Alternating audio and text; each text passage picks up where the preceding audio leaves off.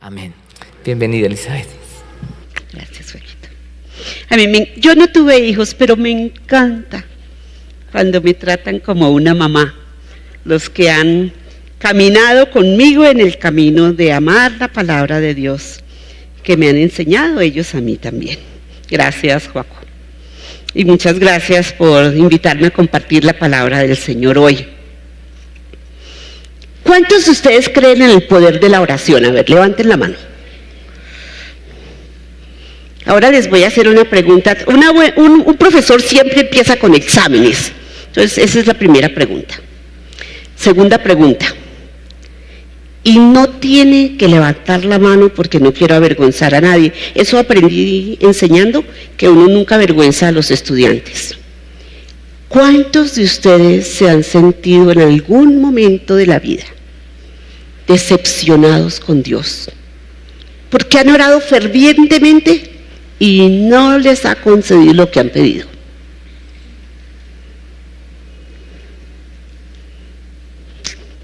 Tú eres muy valiente, gracias por levantar la mano. Pero posiblemente en el corazón todos la hemos levantado. Hace 24 años, mi esposo y yo aceptamos una invitación para unirnos al cuerpo docente del Seminario Bíblico de Colombia. Hernando era presidente del consejo directivo y el consejo aprobó que nos invitaran como profesores. Gracias. Empacamos los chécheres que Dios nos había pedido acumular durante los años de matrimonio. Y recuerdo el día que en Cartagena salió la última cosita de mi casa, de mi apartamento, para llenar el camión del trasteo. Y yo me asomé por el balcón del apartamento y vi el camión abajo y dije: Señor, todo lo que nos has dado ahora está en tus manos para que lo cuides hasta que llegue a Medellín. Y nunca llegó. La guerrilla lo quemó. La guerrilla estaba feliz celebrando que Colombia le había ganado a Argentina 5-0. ¿Te acuerdan de esa clasificación famosa mundial? Nunca llegaron mis cosas. Las que yo le había encomendado en sus manos a Dios. Y yo me pregunté, se le escaparon por entre los dedos, se descuidó. Y eso eran chécheres.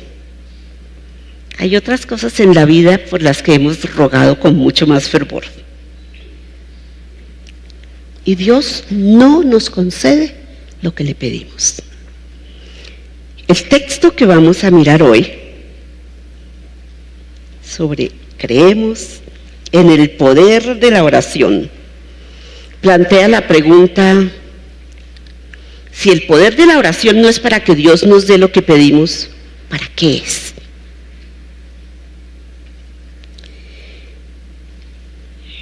Leamos en el capítulo 26 del Evangelio de Mateo, a partir del versículo 36. Ha terminado la última cena de Jesús con sus discípulos. Les ha dicho que lo van a abandonar, que lo van a traicionar. Pedro bocón le dice: yo nunca te voy a negar. Y Jesús le dice: te lo garantizo. Y 3 veces. Y Pedro, soberbio, arrogante, confiado en sí mismo: yo voy contigo hasta la muerte si eso es necesario. Y los demás dicen: sí, nosotros también. Y Jesús nada más los escucha. Y luego fue Jesús con sus discípulos a un lugar llamado Getsemaní y les dijo: siéntense aquí mientras voy allí a orar. Se llevó consigo a Pedro y a los 2 hijos de Zebedeo y comenzó a sentirse triste y angustiado. Es tal la angustia que me invade que me siento morir, les dijo. Quédense aquí y manténganse despiertos conmigo. Yendo un poco más allá, se postró sobre su rostro y oró. Padre mío, si es posible, no me hagas beber este trago amargo, pero no sea lo que yo quiero, sino lo que tú quieres. Luego volvió a donde estaban sus discípulos, los 3 que había dejado ahí, y los encontró dormidos. No pudieron mantenerse despiertos conmigo ni una hora, le dijo a Pedro. Estén alerta y oren para que no caigan en tentación. El espíritu está dispuesto, pero el cuerpo es débil. Por segunda vez se retiró y oró. Padre mío, si es posible, si no es posible evitar que yo beba este trago amargo, hágase tu voluntad. Cuando volvió, otra vez los encontró dormidos porque se les cerraban los ojos de sueño. Así que los dejó y se retiró a orar por tercera vez diciendo lo mismo. Volvió de nuevo a los discípulos y les dijo, ¿siguen durmiendo y descansando? Miren, se acerca la hora. El Hijo del Hombre va a ser entregado en manos de pecadores. Levántense, vámonos, ahí viene el que me traiciona. Este texto es como un drama en 3 actos. Jesús es el personaje central. Los discípulos son personajes secundarios, pero no irrelevantes.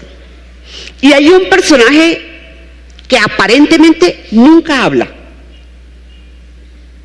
y parece no actuar, pero que conforma con Jesús el meollo de la historia. Y la verdad, si yo fuera la editora del que escribe este drama, le sugeriría que el título del drama debería ser Expectativas fallidas. Miremos. En el primer acto hay un alma al descubierto. Jesús les dice a los 11, Judas ya se había ido para cumplir con su tarea, les dice, se lleva a los 11 y a 9 les dice, vea, siéntense aquí y esperen, yo voy a orar. Y se lleva con él a 3 que han sido de su círculo íntimo en este evangelio, Pedro, Juan y Jacobo, que son los 2 hijos de Zebedeo. Ellos han tenido la oportunidad de estar con él en el monte de la transfiguración, han sido testigos de su gloria, han participado de ese momento tan extraordinario, son de los grupos de los primeros discípulos, y a ellos más adelantico, cuando se ha retirado de los otros, él dice, siéntense aquí, quédense aquí y velen conmigo, es decir, manténganse despiertos y oren conmigo, y les desnuda el alma. Les dice, tengo tanta angustia que me siento morir. Acompáñenme. Cuando habla de su angustia, la angustia es el grado sumo de la aflicción. Y enfatiza, es una aflicción, estoy afligido en grado sumo, pero al punto de que me siento morir. Me está matando esta angustia, diríamos nosotros. Ahora, este no es un caso de striptease psicológico, como dice un amigo mío. Es Jesús abriéndoles el corazón porque espera que lo apoyen. Su angustia es tal que requiere del acompañamiento de su círculo cercano. Que velen, que lo apoyen, que mientras él va y ora a solas, ellos se queden orando también.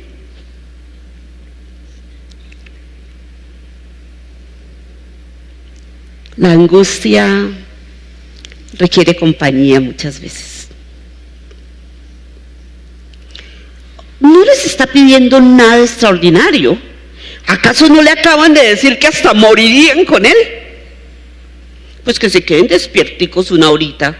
No es nada frente a la oferta de dar la vida, ¿o sí? Y hasta ahí tenemos el primer acto. Segundo acto. Este es el corazón del drama.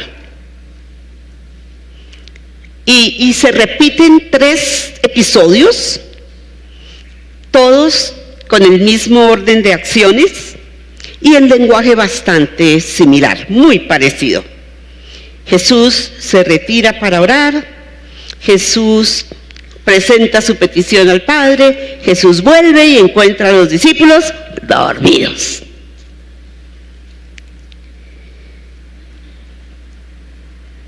Aquí están las expectativas fallidas. Primera, la negativa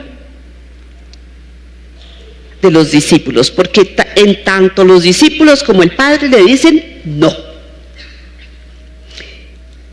La primera vez que vuelve de orar y los encuentra dormidos, versículos 40 y 41, los recrimina. Dice, oiga, ustedes no me pudieron quedar despiertos una horita. Y noten que le dice a Pedro, porque Pedro no es que sea el único que se ha dormido, pero en el Evangelio, en este Evangelio y en los otros, Pedro es representativo de los otros. Él es siempre el bocón que habla por todos. Él fue el apasionado, el impulsivo que le dijo, nunca te voy a negar, no importa lo que tú me digas, yo no te niego, yo doy la vida por ti. Yo me la juego toda por ti. Entonces Jesús le dice, pues no es que se la va a jugar toda por mí, no puede quedarse despiertico una hora. Y les dice a los demás, miren, a propósito, no es solo asunto de que no me pueden acompañar. El asunto es que ustedes son débiles y necesitan orar, porque a la hora de la tentación uno no puede enfrentarla con bravuconadas. Porque eso era lo que habían dicho. Más adelante en el Evangelio vemos que es cierto. Todos salen corriendo y Pedro lo niega. Jesús les advierte del poder de la oración frente a la tentación y en reconocimiento de la debilidad propia. Aún así, vuelve la segunda y vuelve la tercera vez, los tipos están dormidos. Para ellos, lo que habían dicho antes de ir con Jesús a orar, su autoseguridad, su apasionamiento parecía ser suficiente. Eso no había que sazonarlo con oración. Primera expectativa fallida. Los discípulos le dicen no. Pero también hay el silencio del Padre, o el aparente silencio del Padre. Jesús, en el primer episodio, dice que se postra sobre su rostro. Adopta la actitud de piadosa reverencia que es común en la práctica religiosa, en la piedad de Israel. Hay varios textos en el Antiguo Testamento que nos muestran a los que se postran delante de Dios en reverencia y para presentar con vehemencia sus oraciones. La angustia de Jesús no opaca su piedad. Él no va a reclamar. Él va reverente, no demanda, se postra. ¿Y qué es lo que pide? Noten que empieza Padre mío. Les había enseñado antes a los discípulos que así se ora, que uno se acerca a Dios como Padre. Padre nuestro, en este caso Padre mío. si es posible, no me hagas beber este trago amargo. ¿Cuál era el trago amargo? 3 veces ha anunciado en los capítulos anteriores su destino de muerte y resurrección, pero de muerte, de padecimiento.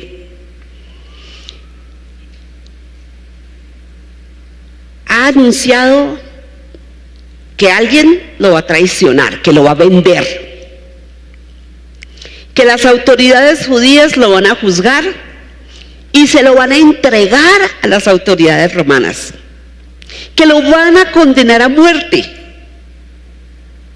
a crucificarlo. Claro, que va a resucitar, sí, pero pensemos, uno de sus amigos, de su círculo, de los 12 a los que les ha dedicado los últimos 3 años, lo va a traicionar. ¿Ustedes creen que eso no es un trago amargo? ¿Cuántos de ustedes han vivido traiciones? La traición de alguien con quien uno no tiene una relación cercana duele, pero no tanto. Pero con el que uno ha compartido la mesa, las incomodidades del camino, las victorias de los milagros, la crítica de los líderes religiosos, con el que uno ha compartido la vida, que lo traicione, eso duele hasta el alma.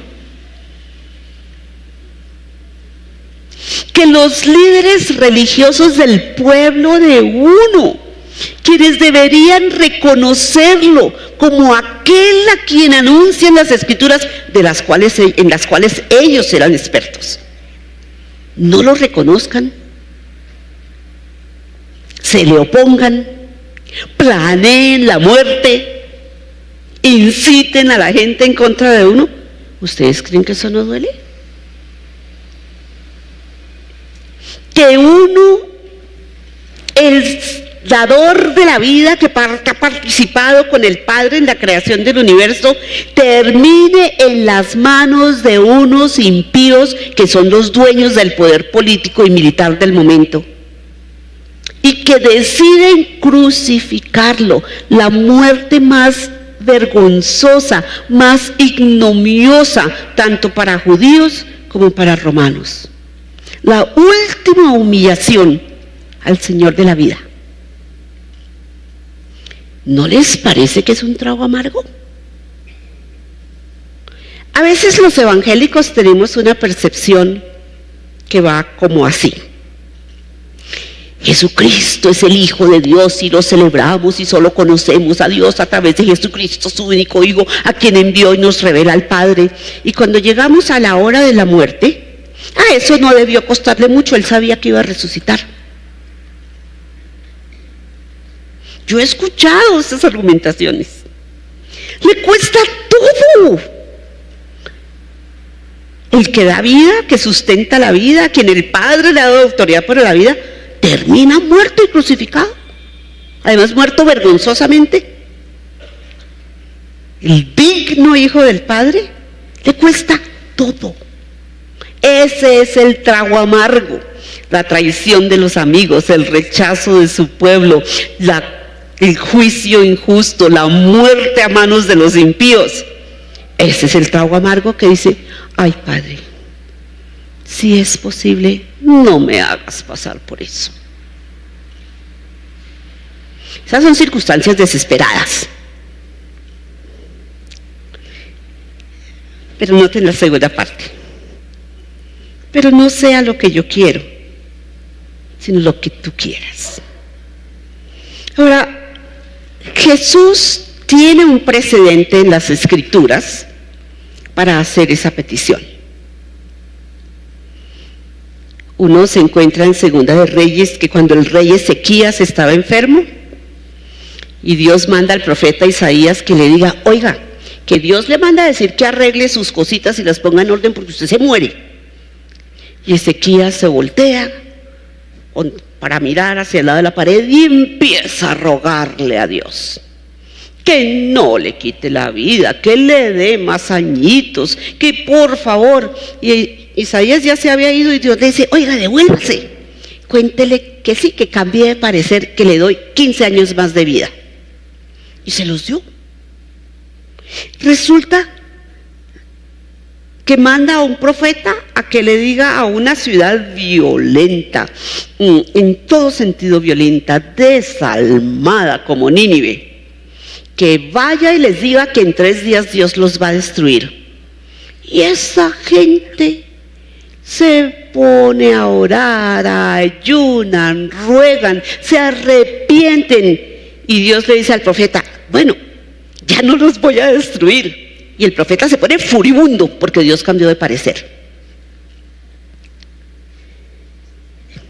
Para darles 2 ejemplos, entonces hay un precedente.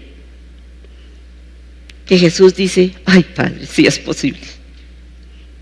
Sí es posible que yo no tenga que beber eso. Y no hay registro de qué le dice el Padre. Pero noten la cosa tan importante que cuando va la segunda vez a pedir, ya no le dice si es posible. Ya le dice, bueno, está bien, si no es posible. Parece que en el silencio de Dios entendió que no era posible. Si no es posible evitar que yo beba este trago amargo, está bien, que se haga tu voluntad. Reconoce lo inevitable del trago amargo. Entonces abraza la voluntad del Padre. Miren, eso es, nosotros a veces hacemos eso. Yo he hablado y orado con gente y a veces uno mismo ora frente a situaciones desesperanzadoras, desesperadas, críticas, y uno no ve una respuesta de Dios y dice, ay, que se haga lo que Dios quiera. Eso es fatalismo. La respuesta de Jesús no es fatalista, no es que se haga lo que Dios quiera. La respuesta de Jesús es, como no es posible, entonces que se haga lo que tú quieres. Es una claudicación, es una entrega a la voluntad del Padre. Va a tomar el trago amargo. Pero eso es una expectativa fallida. Él empezó orando, pidiendo ¿qué? Que fuera posible. Su expectativa inicial también recibió una negativa. Entonces ha recibido 2 negativas de los discípulos, que son unos faltones, que ni siquiera se pueden quedar despierticos y orar un ratico, con amigos así como dice la gente por ahí. Y el Padre que le dice, no.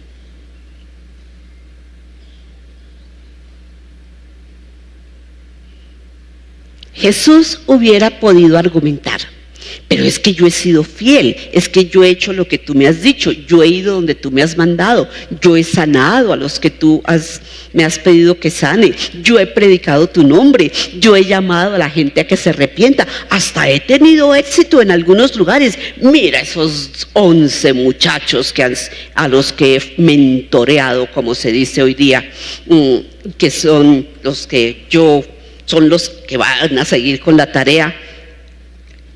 Pues no me pagues así.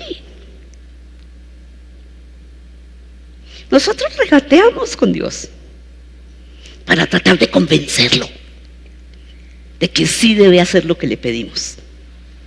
Y tú nos has pedido que oremos y que oremos en tu nombre, y yo creo en el poder de la oración. Tienes que hacer lo que yo te pido. Jesús no regatea, no negocia, no insiste.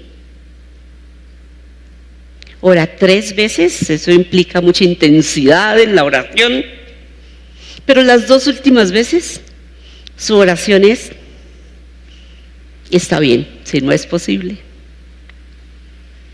entonces haz tu voluntad. Y en el tercer acto nos encontramos con expectativas transformadas. Vuelve, los encuentra dormidos otra vez y les dice: párense, muchachos, a ponerle el pecho a lo que no ha cambiado y no va a cambiar. Miren, se acerca la hora. El Hijo del Hombre va a ser entregado en manos de pecadores. Levántense, vámonos.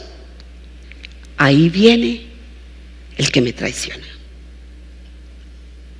¿Qué tiene que ver eso con el poder de la oración? ¿Qué ha sucedido?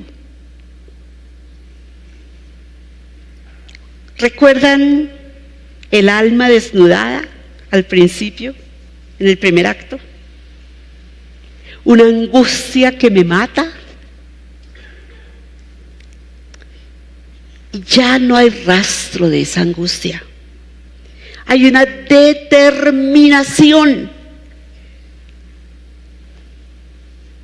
de enfrentar la traición, el juicio, el martirio, la negación de su ser.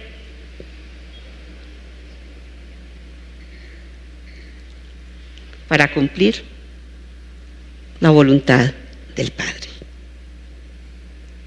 Ese es el resto de la narrativa de pasión en el Evangelio. Entonces uno se pregunta, como Echandía, en la época, ¿quiénes aquí se acuerdan del político Echandía? La mayoría, ustedes son muy jóvenes. Hay algunos amantes de la historia, aquí todo. Tú eres muy joven, Rafa. En la época cuando mataron a Gaitán, fueron los conservadores a decirle al doctor Echandía: doctor Echandía, asuma usted el poder en medio de ese caos que era la vida de la nación. Y él dijo: ¿el poder para qué? Porque se dio cuenta que no se trataba de quién estaba al frente, que no le servía hacerlo. Uno se pregunta después de leer esto: ¿y el poder de la oración para qué? Si no cambió las circunstancias.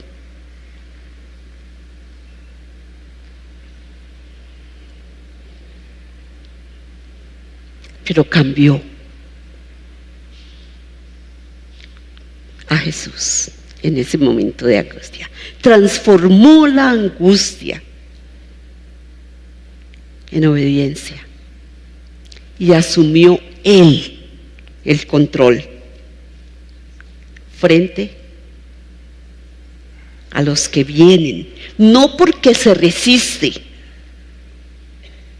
sino porque al abrazar la voluntad del Padre, Él sabe que la voluntad del Padre se va a cumplir, que lo va a llevar por todo el trago amargo y lo va a resucitar. ¿Quién está en control? ¿El que lo traiciona? ¿Los que lo juzgan? ¿Los que lo crucifican? ¿Quién está en control? El Padre. Y la angustia se ha transformado entonces. Por eso, ustedes y yo estamos hoy aquí.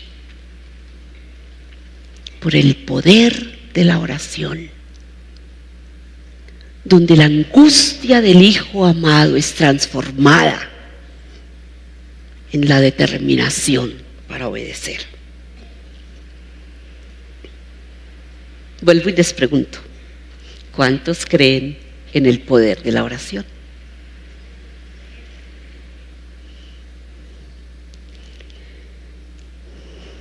El poder de la oración en este texto no tiene nada que ver con que cambien las circunstancias, con que se me evite el sufrimiento, con que mis chécheres no se quemen, con que Dios me dé el hijo que nunca pude tener, con cualquiera que sea la cosa en que insistimos de las circunstancias de la vida. Tiene que ver con el poder transformador para sembrar en el corazón la voluntad de Dios y abrazarla y vivirla con todas sus consecuencias. El poder de la oración tiene que ver con la posibilidad de ser vulnerables, de reconocer la angustia, de invitar a otros a acompañarnos en medio de la angustia. Y yo les digo, yo escucho muchas peticiones de oración cada día y cada semana. La mayoría de las peticiones de oración que la gente me dice, mira, ora por mí, por tal cosa, tienen que ver con que Dios cambie las circunstancias de su vida. Pocas veces desnudamos el corazón para decir, ora por mí, porque me mata esta angustia. No lo hacemos, ni le decimos a Dios la angustia que nos embarga. El poder de la oración tiene que ver con desnudar el alma. La oración poderosa surge de la debilidad nuestra. La oración que es poderosa tiene que ver con sustentarnos cuando enfrentamos la tentación, para no terminar como los bocones, traidores y faltones. La oración poderosa nos transforma para la obediencia. Nos hace obedientes hasta la muerte. Ya no es la angustia que nos mata, es la obediencia hasta la muerte. Creemos en ese poder de la oración. Es esa la oración con poder que queremos y en la que queremos creer. Que Dios nos conceda que así sea. Que esta sea una comunidad de gente vulnerable, pero sobre todo una comunidad de gente obediente hasta la muerte. Porque ahí el Padre es glorificado.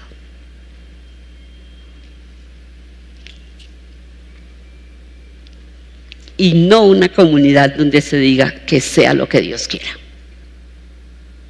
pero más bien que se haga tu voluntad y yo me uno a ella.